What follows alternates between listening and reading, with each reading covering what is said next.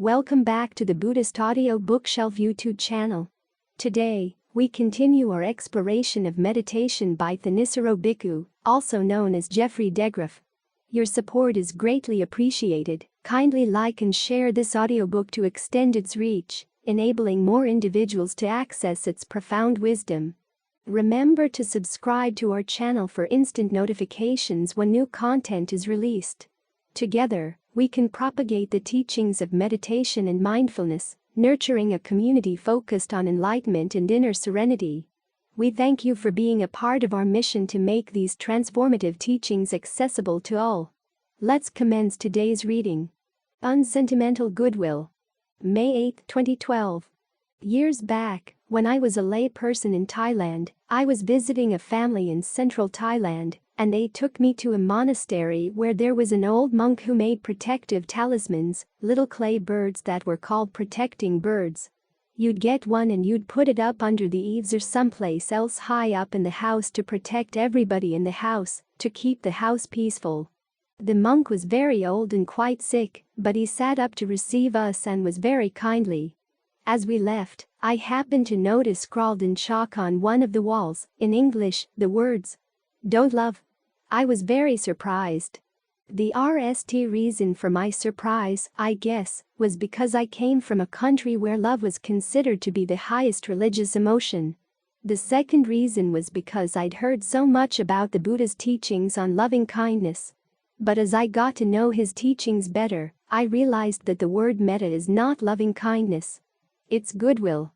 The word for love, pema, is something else again.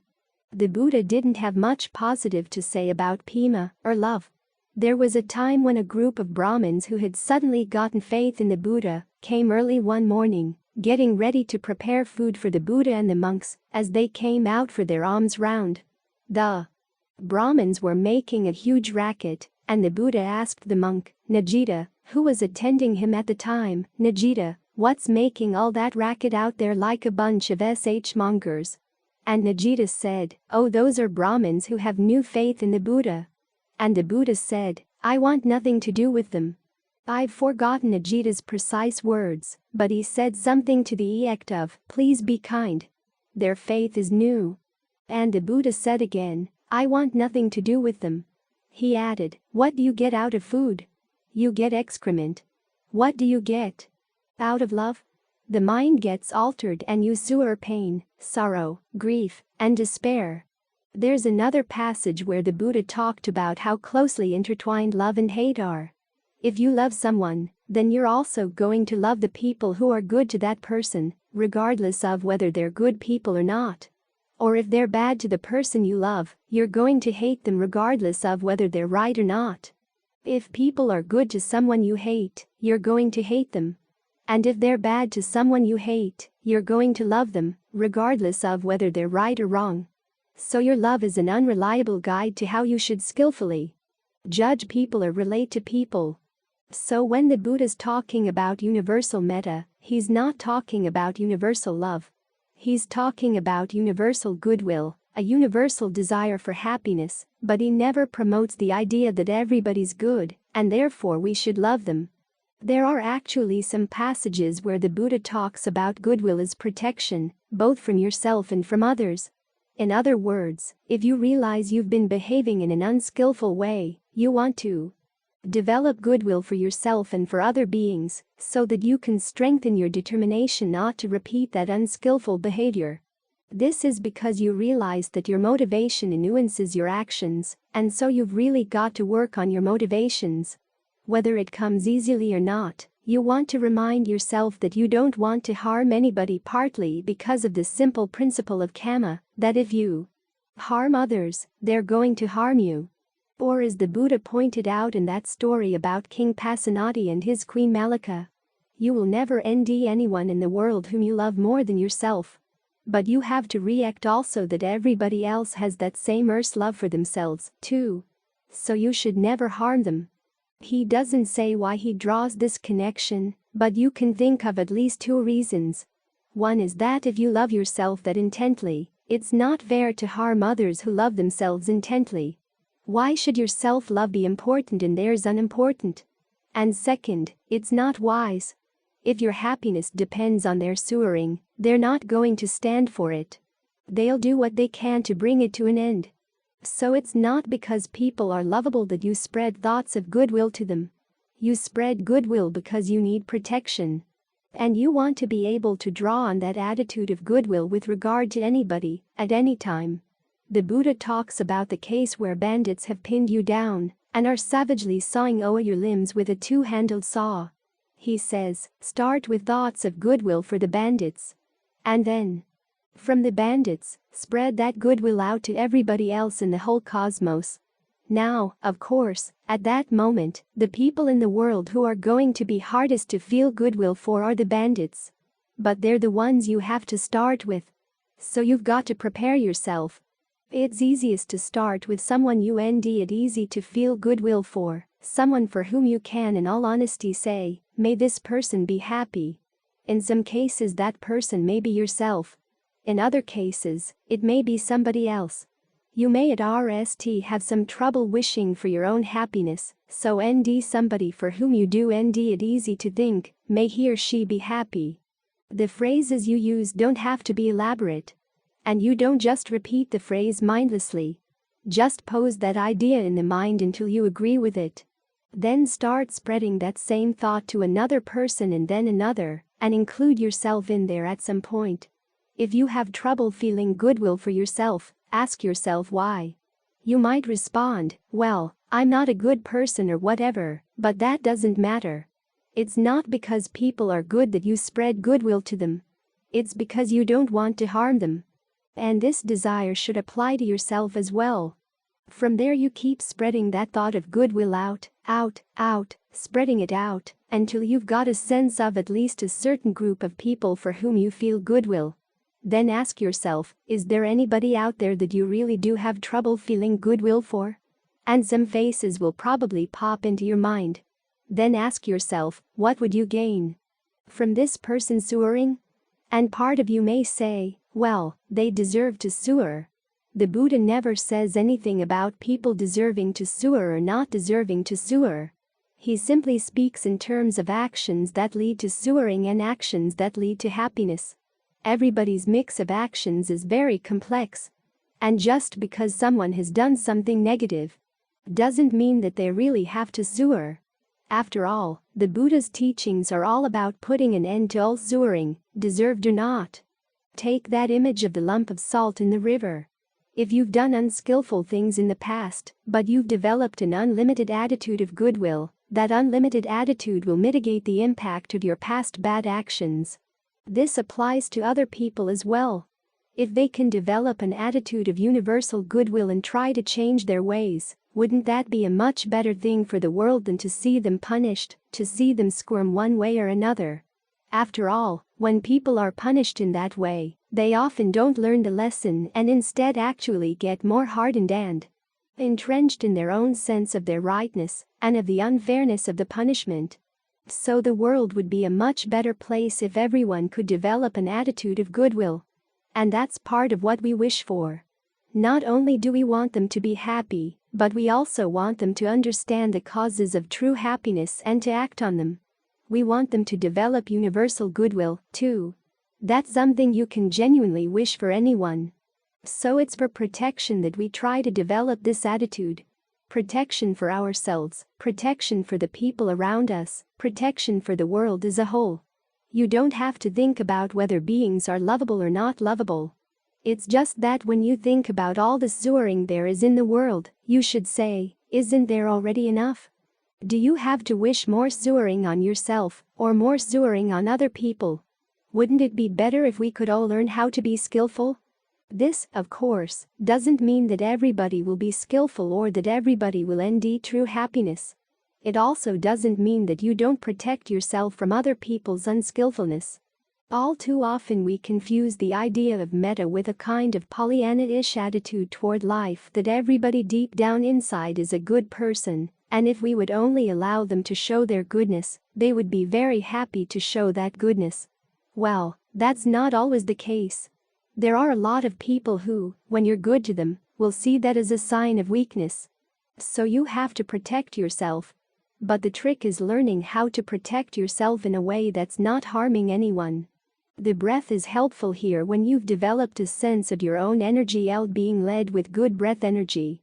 That makes it harder for people's unskillful energy to invade your eld. The image the Buddha gives is of a solid wooden door and someone throwing a ball of string at it. The ball just bounces right because of the solidity of the door. You want to make your sense of comfortable full breath that's solid as opposed to the times when your body is not immersed with mindfulness and your mindfulness isn't immersed in the body. When that's the case, the Buddha compares your mind to a lump of clay. If someone throws a stone into it, the stone is going to make big dent in the clay because the clay is so soft and weak. Try to develop an attitude of healthy breath-ling the body and a healthy attitude-ling your mind. That's your strength. That's your protection. As for whether other people are going to be good or not, you can't let your goodwill depend on that. So you want to take an unsentimental attitude towards goodwill. And that actually makes the goodwill a lot easier to maintain. If you go around trying to love everybody and then you run into somebody who's just really evil and really cruel, then you're likely to pull back into your shell. What you want instead is an ability to go through the world with your goodwill as your protection, with your breath as your protection, knowing that you're going to need protection, but that these things provide you with a protection you can trust. There are a lot of people out there you can't trust. That was a lesson that really struck me when I met Ajahn Fuang. One of his favorite statements was, if you trust the path and you trust people, you're going to end up sorry for it. He explained this as follows. Suppose you followed a path many times and you come to feel, oh, I don't have to carry my ashlight tonight. I know this path is safe. Well, that might be the night a snake is on the path. And the same with people.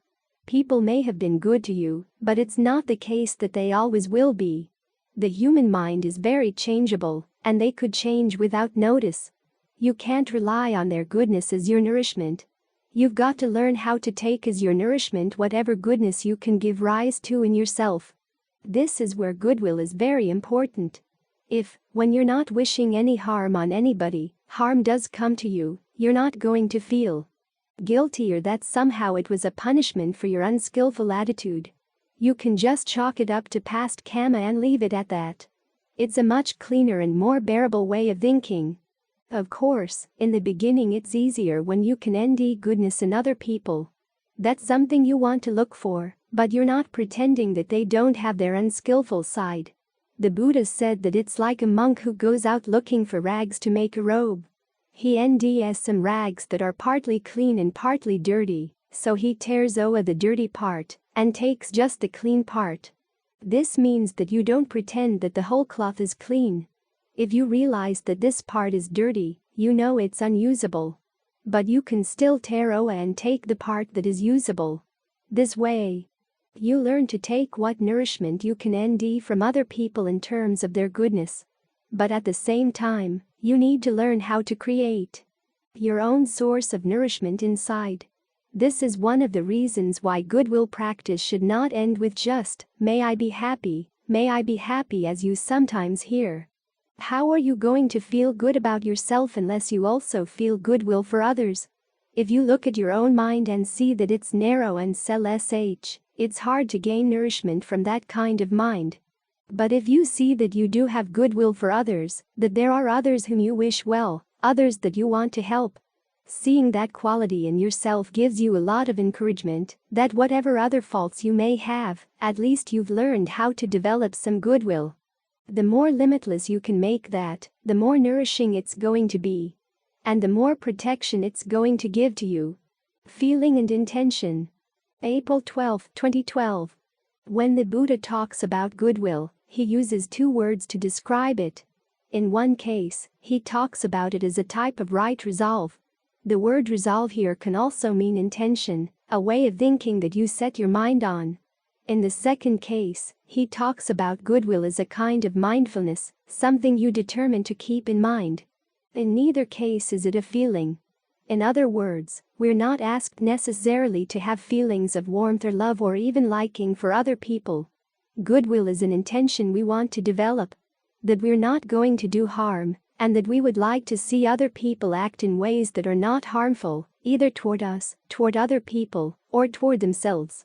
So it's perfectly normal that there are people out there that you don't like, and yet you can still have intentions of goodwill for them. This is what the mindfulness is for. You keep in mind the principle that regardless of whether you like somebody or not, you will not act in ways that are harmful for them. This is an important distinction because many of us know that there are people out there we have grudges against, people we don't like, and we feel guilty because we don't like them. We feel somehow that we should feel love and warmth for them instead. One of the reasons for this misunderstanding is a mistranslation of the passage in the sutta we chanted just now that talks about caring for your sense of goodwill in the same way that a mother would care for her only child. Sometimes that's mistranslated as having a love for all beings in the same way that a mother would love her only child. But that's impossible. The love you have for your child is very different from the love you would have, say, for someone else in your family, and even more so for other people outside the family, or for people who have really wronged you, or people who have wronged those you love. What the Buddha is actually saying here is that you want to look after your goodwill the same way that a mother would look after her only child. Meticulously. Thoroughly. Always keeping it in mind. Sacrificing your life for it, if it comes to that. You're trying to protect your intentions because you know that your intentions are even more important than your physical survival. They shape your life now and can shape it far into the future. And as the Buddha often said, feelings are an unreliable guide to action. There are lots of things we like to do, but either we don't know that they're going to give rise to harmful results, or else we know they're going to give rise to harmful results, but we let our likes take over. Or there are things that we don't like to do, even though we know that they're going to give rise to good results. So you have to put the mind in a position where it's not going to let its likes or dislikes take charge. A lot of that has to do with learning how to talk to yourself in the right way. And that's what right resolve is all about. The ability to talk to yourself skillfully can be strengthened by a different kind of feeling. Not emotions, but feelings of pleasure. The mind doesn't operate totally on its understanding of things. Feelings of pleasure and pain do play a role in the way we act, the way we think. This is one of the reasons why we try to give rise to feelings of well-being within ourselves, through the breath, through the meditation, so that we can gain a sense of nourishment, a sense of inner contentment. That sense of inner contentment makes it a lot easier to look at things we have to look at, but don't like to look at, or to do things we have to do that we ordinarily don't like to do, or to act in harmless and kind ways toward people we don't ordinarily like. When the mind is feeling hungry, when it feels a lack of pleasure, it will look for pleasure anywhere. Sometimes it takes pleasure in getting revenge on others, or doing things that we know are really unskillful, or in pretending that those unskillful things are actually okay. The pleasure there is a pretty miserable pleasure. It's like admitting that you have a taste for rotten food. You're embarrassed about it, so you don't want anyone else seeing you eating it. You don't even want to admit to yourself that you like eating it. But then you go ahead and nibble on it in the dark. That's because you don't have a greater sense of well-being inside, so you're really hungry for just about anything that you can think of.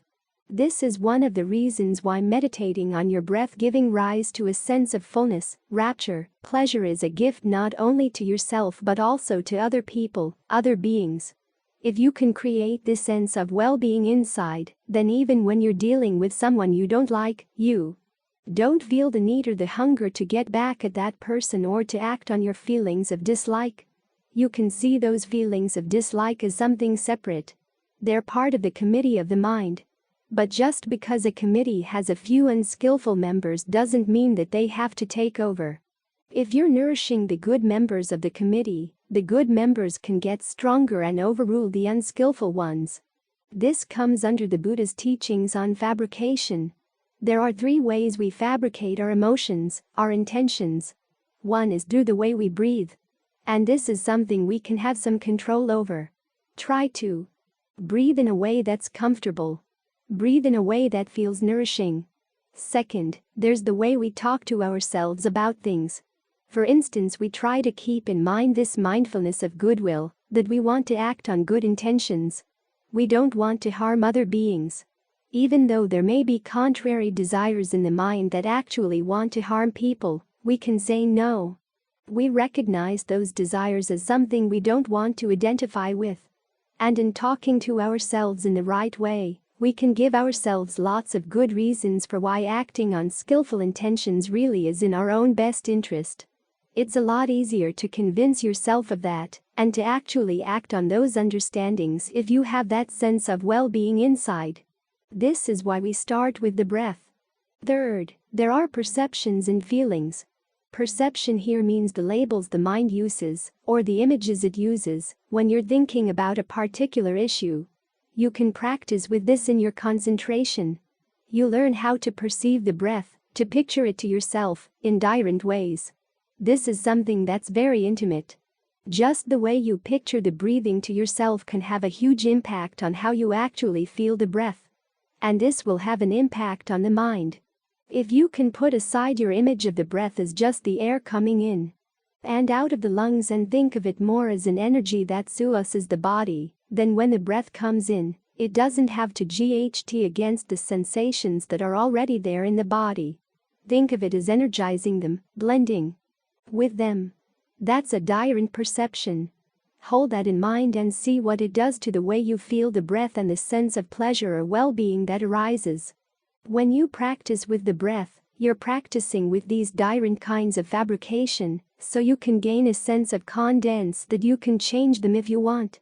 You practice with good fabrications so that when unskillful fabrications come into the mind, you realize that you don't have to take them as your real feelings or your real thoughts on the matter. You can see them as something that's been fabricated in reaction to other people's actions, your own feelings, the things you've done in the past. And if you see that they're unskillful, you're in a position to say, let's change it. Let's change the perception, change the way we breathe for the time being, so that we can feel less threatened by this situation. You can change the way you perceive it, change the way you think about it. And you remember this mindfulness of goodwill. The principle that you don't want to harm yourself, you don't want to harm others. This is important. All too often we view our emotions as something real, as a message from deep inside that this is what we really believe or how we really feel about something. But when you understand that all emotions are fabricated, either through past actions or present actions, you have the freedom not to identify with them. You have the freedom to fabricate or to shape the present in a new way. That's a very useful freedom. To get the most out of it, we use the Buddha's teachings on the Noble Eightfold Path, particularly right resolve, as our guide. We resolve on goodwill, the principle that we don't want to harm anybody. Even though there are members of the committee that seem intent on harming others or in some sense harming ourselves, we want to strengthen the better members of the committee so that they can win out, so that the choices we do make are skillful, and our original intention to be harmless gets actualized in our thoughts, words, and deeds. We develop concentration in order to strengthen that resolve and to make it easier to maintain that mindfulness and have it be active whenever the committee is running all over the place, pulling in different directions. You want to strengthen that mindfulness and that resolve so that they win out more and more consistently. When they nearly take over the whole committee, there's no more internal strife. Empathetic joy. August 20, 2013. We chant the phrases for the Brahmaviharas or sublime attitudes every night before we meditate, because they're attitudes that really are conducive to getting the mind to settle down with a sense of well-being. You have no ill will for anyone, no desire to see anybody suffer. You don't resent anyone's happiness, and as for the things that you can't help or can't change, you learn to put them aside for the time being. All of this helps make for an easy break with all the issues of the day, so that you can focus on the work at hand, which is your awareness right here, keeping your awareness focused on the breath. If you can't be generous in practicing the Brahmaviharas, it's really hard to settle down. There's a passage where the Buddha actually says that people who are stingy can't enter strong states of concentration. They mistrust them. A sense of ease comes up, and they don't feel right about it. There's another passage where he says that the inability to enjoy pleasure is a sign of something wrong. This may sound strange.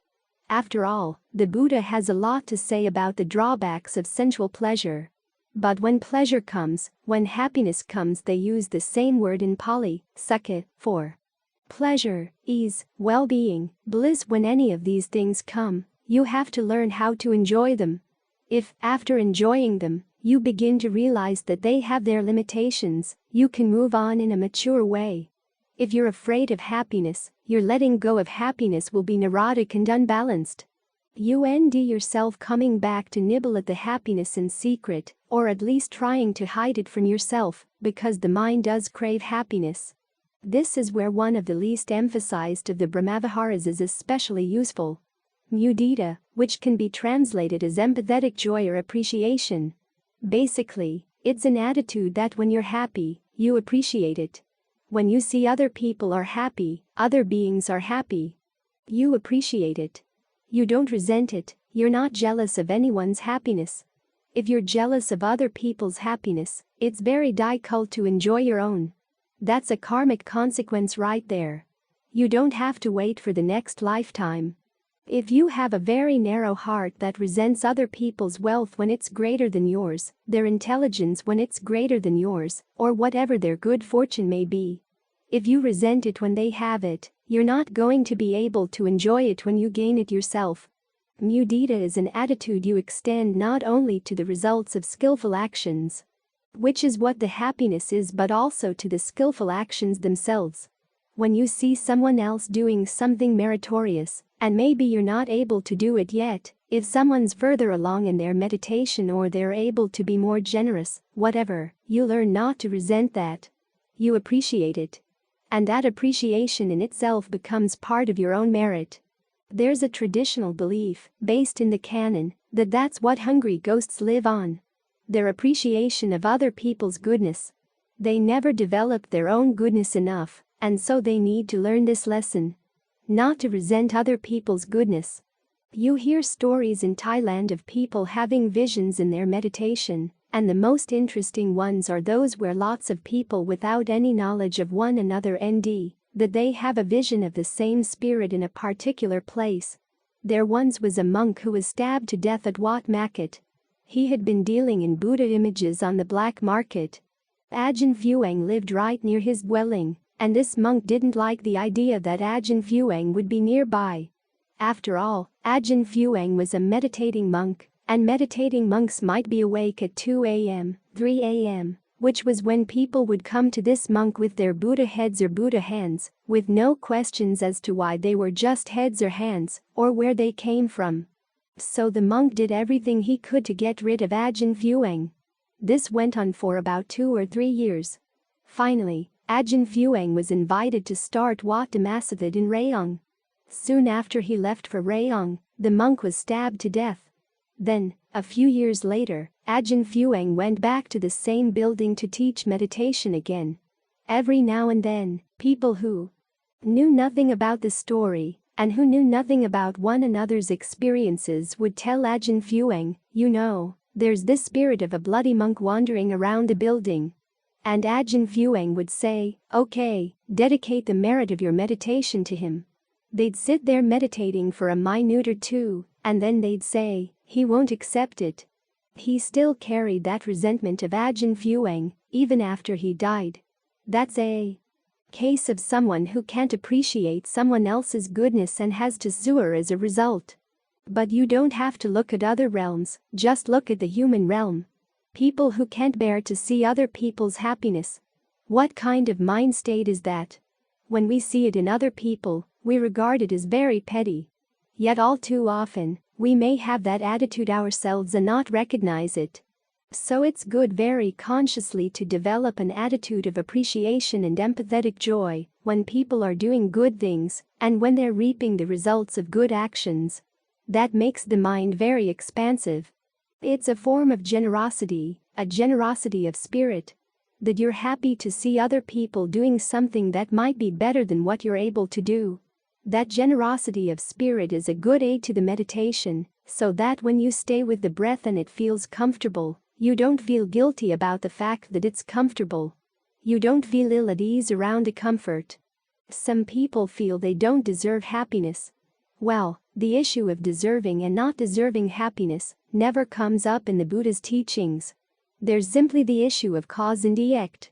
A good action, an action motivated by a skillful intention, leads to good results. It's impersonal. Unskillful actions motivated by unskillful motivations lead to pain. Each of us has a lot of actions in the past, so there's bound to be good mixed with bad. You don't have to wear the bad karma before you can enjoy the good. You simply learn to make the best use of both pleasure and pain when they come along. The Buddha never talks about having to wear your old karma before you can gain awakening. The idea that meditation is a purification that burns away your old karma is actually a Jain teaching that he ridiculed. And you wonder what he would have said about a passage I read the other day in a Buddhist magazine that, if you can maintain equanimity during sex, that can also be a form of purification. The Buddha had no use for these ideas. You don't have to burn your old karma. If you had to burn your old karma, he said, we'd never be done. As for the idea of burning a bad karma by having sex, he would probably have shaken his head in disbelief. But while you're meditating, you can develop a good expansive state of mind. And empathetic joy is one way of developing that expansive state of mind. That helps to mitigate a lot of the results of your own past bad actions. In other words, there are potentials for suffering coming from your past bad actions, but there are also potentials for happiness coming from your past good actions. We all have a mixed bag. Or in the Buddha's analogy, we each have a field full of seeds of different qualities. There are seeds that will grow bitter fruit, and there are seeds that grow sweet fruit. Just because we have bitter seeds in the field doesn't mean that we deserve to eat nothing but bitter fruit. It means simply that those sorts of potentials are there. If we keep watering those particular seeds, the fruits are going to come. But we have the choice of which seeds we are going to water. So you want the water of your mind to be an expansive attitude, one that can water sweet seeds, or else sweeten the bitter fruit in such a way that it's not so bitter. Empathetic joy is one of the best ways of expanding that attitude. As with goodwill, it's not simply a matter of imagining a pink cloud radiating from your mind.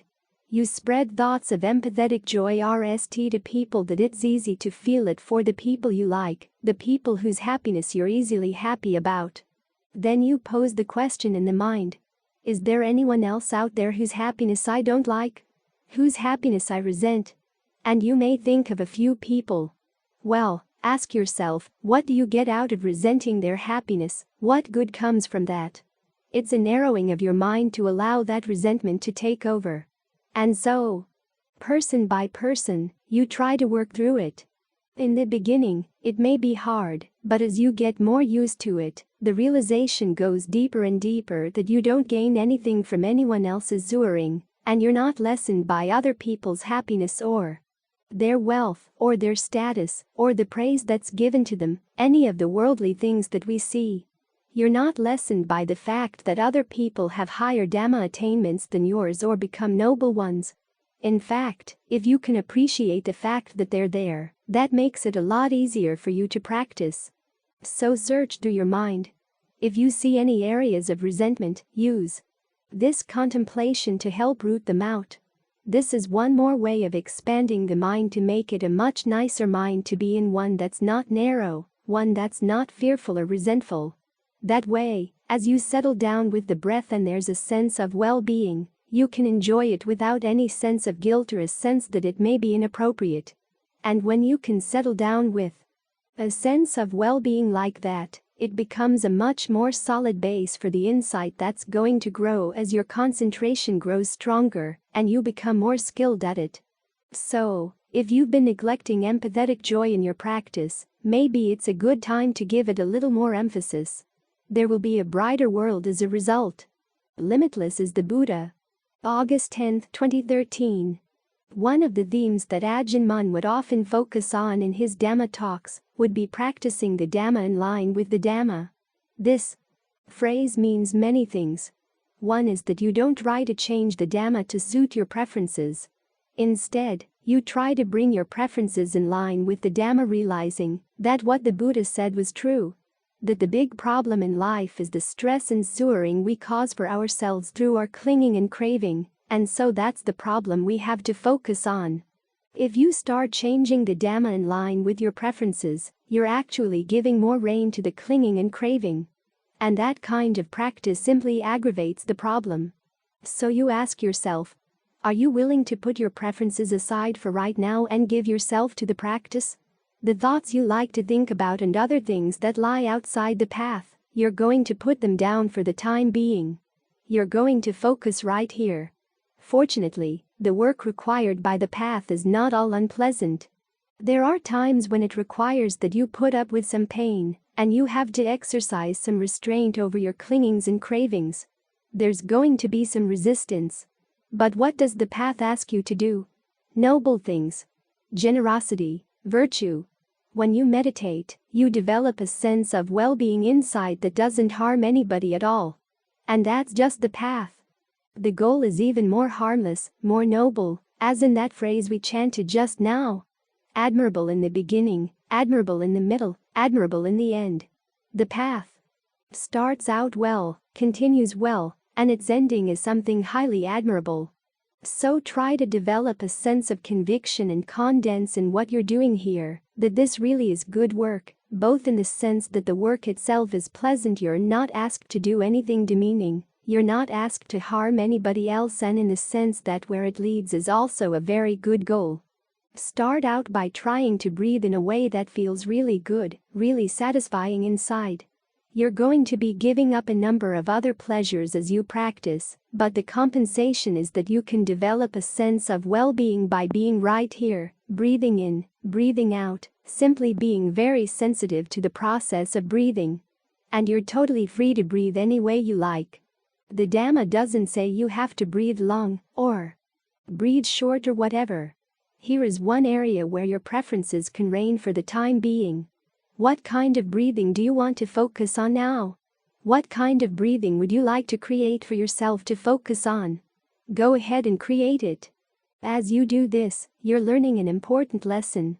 There's a fair amount in the present moment that you can shape. So, shape it in a good direction. Turn it into a path, something that goes someplace. All too many pleasures are not paths at all. You experience them and then they're gone, that's it.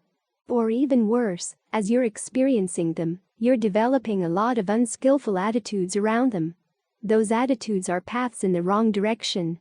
But here, you're developing a pleasure, a sense of well-being. That's harmless, and you're using it to make the mind clearer, to make the mind sharper, more balanced, more stable here in the present moment. It's good work, and it takes you to a good place. And if at RST you don't succeed, then try again. In other words, if the mind slips just let go of whatever has pulled it away and you're right back at the breath. Pay more attention to the breath this time, and also keep an eye out for any warning signs that the mind is about to slip away again. This requires a quality called ardency. That you put your whole heart into doing it well. Part of ardency is motivated by the realization that if you don't train the mind, there's going to be trouble, both now and on into the future.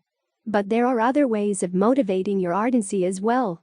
One of them is by having a sense of conviction that the people who found this path and have been carrying it on, transmitting it from generation to generation, are to be respected. Think about the Buddha.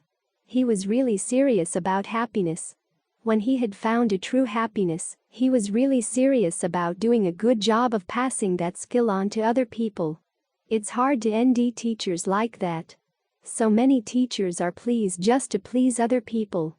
It's a lot easier to tell people what they like and they reward you. But the Buddha was not motivated in that way. He seriously wanted to do something of genuine bhakti for many generations of people, something that really would make a difference, to help them put an end to their suffering. If they followed the path, that was his reward. You can also look at the example of all the really inspiring people who picked up that teaching and used it well. We owe them a debt of gratitude. We can also take them as good examples because they faced a lot of dangers, they faced a lot of pain, and they can be our inspiration as we go through our own difficulties in the practice. There's a passage where one of the Buddha's students is out in the wilderness and he's sick. And he asks himself, what am I going to do? Am I going to go back home? No, I'm going to stay right here and devote myself to the Dhamma, using the mind to overcome the illness, and being inspired by all the people who have done this in the past. This is one of the reasons why it's good to read the biographies of the great teachers. Beginning with the verses of the elder monks and elder nuns, and on up to the present. They give you an idea of what human beings can do. And then you practice. This is what devotion is. It's not that you're trying to please somebody up there by groveling in front of them. We think about the Buddha's kind intentions and all the effort he put into ending this path, and we show our gratitude, our devotion, by keeping the path open through our practice.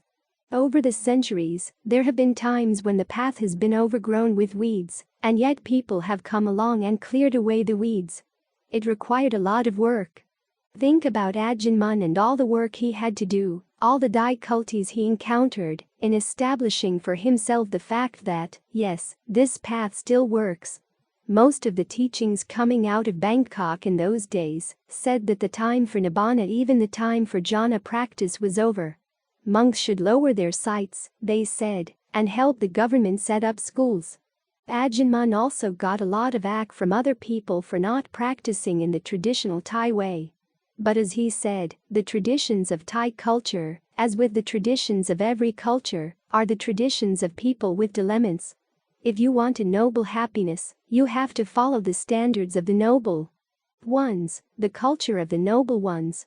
Learning contentment with outside things. That can often mean accepting the fact that other people don't respect you, they don't like your practice, and yet you can learn to end your delight, not in the things other people can over, but in developing good qualities of mind, skillful qualities of mind, and abandoning unskillful ones. The sense that you've done something skillful in your thoughts or your words or your deeds. Learn to take delight in that. When you're tempted to do something really unskillful but you're able to say no. Take delight in that, too. It's so easy when you feel temptation to give in to those voices that say, well, you might be saying no right now, but you're going to say yes tomorrow, you're going to say yes in minutes, so why don't you say yes now and get it over with? You have to learn how to see through that trick. Tell yourself, in minutes I'll make the decision for minutes from now, but right now I'm deciding for now, and the decision is no. Each time you can say no like that, you're strengthening the mind and learning to take delight in the fact that you're strengthening the mind. That way you end it easier to put up with whatever hardships are involved in the practice.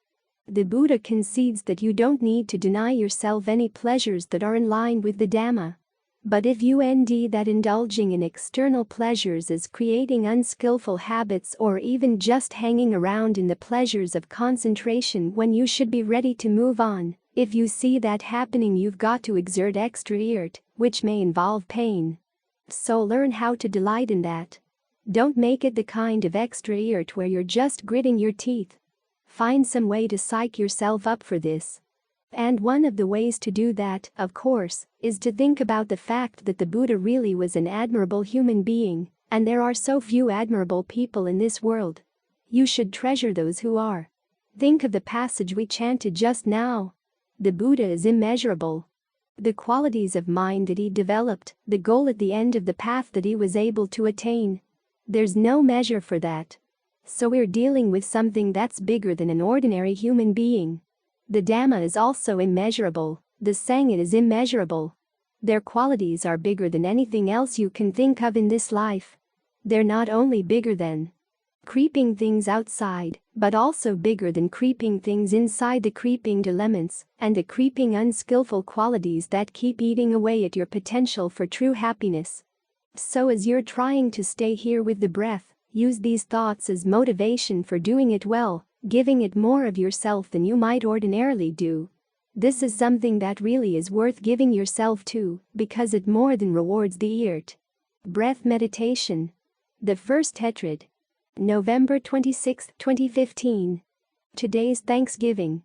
It also happens to be the full moon night at the end of the rainy season in the Buddhist calendar, the night when the Buddha gave his discourse on breath meditation. So, let's put the two events together. Feeling gratitude to the Buddha for having taught us that we can gain awakening by something so simple as watching our breath. That's not the only good thing that comes from watching the breath. Along the way to awakening, as the Buddha points out, you can use the breath to develop many levels of concentration that provide a comfortable dwelling place for the mind in the present moment. The body also being TS if you focus on the breath in the way that he recommends. So it's good both for body and for mind. Stop and think. Is this something you would have thought up on your own? It's good to remember that we owe these teachings to the exploration of other people like the Buddha, who put his life on the line trying to end a true happiness. He tried various paths, studying with other teachers, realizing that their teachings didn't lead to anything deathless. That was what he wanted. A deathless happiness, and that's something to be grateful to him for as well. He kept his standards high and stretched our ideas of what human beings are capable of. He saw that everyone was looking for happiness in things that would eventually age, grow ill, and die. They themselves would age, grow ill and die. He himself would age, grow ill, and die. And what would be left? What was noble about that kind of search? He asked himself. The only noble search, in his eyes, was one that would lead to something free from aging, free from illness, free from death. So he kept that as his standard. One of the key factors to his awakening was his unwillingness to settle for second best, an unwillingness to be content, as he said, with skillful qualities. If he felt that there was a way in which he could possibly be even more skillful, he'd go for it. So he studied with two teachers. The teachers didn't satisfy him. He subjected himself to 6 years of austerities, extreme austerities. That, too, didn't get the results he wanted. Then he remembered that when he was a child, he'd been sitting under a tree while his father was plowing, a phrase that the later commentaries had to deal with because they believed that the Buddha's father was a king, and the idea of a king plowing didn't sound right to them, except that he might plow at a royal ceremony at the beginning of the planting season. At any rate, the young prince, or the young Buddha-to-be, was sitting under a tree while his father was plowing. He got into a state of concentration that he later recognized as the RST jhana, the RST level of right concentration. And a question came to him, could that be the right way? And something inside him said, yes. So he started taking food again to regain the strength he'd need to get into that concentration. Then, on the night of his awakening, he sat down under the Bodhi tree and focused on his breath as a way of stilling the mind. Again, why he thought of that, we don't really know. But it's something to be grateful for, the fact that he was able to end this path, something so simple, something so accessible to all human beings. He pursued it as far as he could go and then taught us how to do it, too. So it's something to be grateful for. The best way to show our gratitude, of course, is to put it into practice. He went to all that trouble to end a way to share it with others, not so that they would bow down to him, but so that they would actually put it into practice and gain the results. As Ajahn Mahabua once said, the Buddha was not interested in ceremonies. He was more interested in realities. He wanted people to end the reality of the deathless. So this is our way of showing gratitude. By trying to end that reality. And it's good to keep this in mind. That without the Buddha's teachings, we wouldn't have this method. It's highly unlikely that any of us would have found it on our own, or that we would have the courage to pursue it that far. So the method is available. We have the example of people who have followed this method ahead of us and have guaranteed that, yes, it does give the promised results. A lot of the ground clearing has been done for us.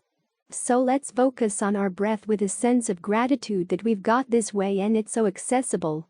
Whatever difficulties it may involve, they're very minor compared to the difficulties faced by the Buddha or by the many people who had to rediscover the Buddha's teachings over time. We've got the central point, the breath, right here. What does the Buddha tell us to do with it? In the beginning, he says, use your discernment to discern the difference between long and short breathing, something very simple. Ajahn Lee would add that you can discern other differences as well: long, short, fast, slow, heavy, light, deep, shallow. Find a breath that's right for you, a rhythm and texture of breathing that the mind can settle down with. As the Buddha said, this method leads to states of strong concentration where there's a sense of well-being, even rapture. So, what kind of breathing would give rise to well-being? What kind of breath would give rise to rapture? Focus on ding. That. There's a lot that's not mentioned in the instructions. They simply give you ideas of what kinds of questions to ask yourself.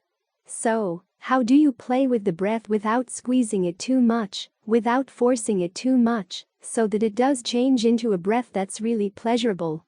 Part of this process depends on simply getting the mind very still and trying to be with the breath all the way in, all the way out, like a thread of silk that your finger follows without leaving it, just following it all the way in, following it all the way out. That smooths it out. The remaining steps, the Buddha says, are trainings. After you discern the differences in the breath, you train yourself to breathe in certain ways with certain purposes. You consciously manipulate things in the breath and the mind to get a sense of how cause and effect function within you. For instance, he says, you train yourself to breathe sensitive to the whole body. You try to spread your range of awareness from one spot so that it covers the entire body and to sense the breathing process as a whole body process. That ties in with the descriptions of right concentration where the Buddha says that you gain a sense of ease, a sense of rapture, and then you spread it through the body. You let it permeate through the body to the point where it saturates the body throughout. The image he gives for the RST jhana is that of a bathman. Back in those days, they didn't have bars of soap. Instead, they used a powdered soap that you would mix with water to turn it into a lump of dough. Then you'd rub it over your body. You had to knead the water into that lump of soap dough, just the way you knead the water into dough for baking bread. You try to make sure that the whole lump is moistened, but that no water drips outside. So there's an active element at this stage. Once there's a sense of ease and well-being, you work with it, you knead it through the body. Again, having to learn how to work with ease and well-being so that it spreads through the body does require some skill. If you push it too hard or squeeze it too hard, it's not going to have a sense of ease or well-being anymore. You have to give it space to spread on its own. Open up any of the energy channels in the body that you sense seem to be tight. If you can't think of energy channels, think in terms of the muscles around the blood vessels, the muscles in the tiniest parts of the body. Think of them all opening up, so that whatever energy is present can out through them. And then, the Buddha says, you breathe in such a way as to calm bodily fabrication, which is the in and out breath. I was reading a piece recently questioning the standard translation of bodily fabrication, asking, why would the Buddha introduce a technical term here? Well, part of the reason we're doing breath meditation is because we're trying to develop both calm and insight. Insight requires seeing things in terms of fabrication. So the breath is something that fabricates your sense of the body. In fact, it's the primary thing that fabricates your sense of the body. Without it, you wouldn't sense the body at all. You'd be dead. The body would be dead. The fact that we breathe, that's the element through which we sense the other elements of the body and can exert some control over them. It's because of the breath that we can even move the body. So how do you calm it?